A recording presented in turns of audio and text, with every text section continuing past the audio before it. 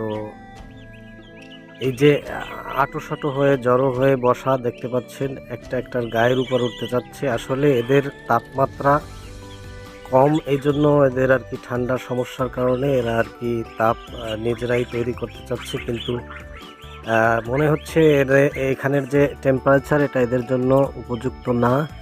তাপের ব্যবস্থা করতে হবে। দেখতে পাচ্ছেন সাইড থেকে একটু রৌদ্র পড়ছে, সেইখানেই জড়সড় হয়ে বসছে।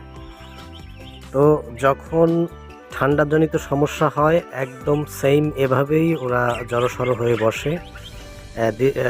অনেক সময় বা দীর্ঘক্ষণ আর কি একটা লং টাইম যদি এভাবে ওরা থাকে তবেই তাদের ঠান্ডার সমস্যা হতে পারে। তো আসলে এই হাঁসগুলো সুস্থ আছে, বাচ্চাগুলো। এগুলো ওই যে সাইড থেকে রৌদ্র পেয়ে সেখানে আর কি কেবল খাবার পানি খাইছে, তো এজন্য এখানে সবাই আঁটোসাঁটো হয়ে বসছে। তো সাইডে দেখতে পাচ্ছেন পাত্রে যে খাবারগুলো দেওয়া হয়েছে, এগুলো হচ্ছে ফিড খাবার, গুঁড়া খাবার। বাচ্চাদের জন্য প্রথমেই এই স্টার্টার ফিড থেকে আর কি স্টার্ট করতে হবে। আর তার পাশে একটা পানির পাত্র দেখতে পাচ্ছেন, এখানে আমি লাইসোবিট প্রথম দিন এখানেই খাওয়িয়েছিলাম।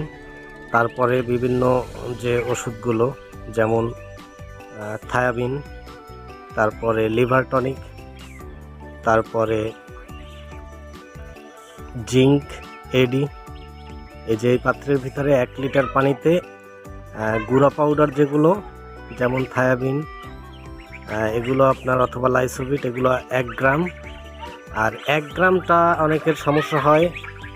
1 গ্রাম হচ্ছে আর কি ছোট চায়ের চামচের দেখা গেছে একদম সীমিত, নিচের তলার দিকে অল্প একটু।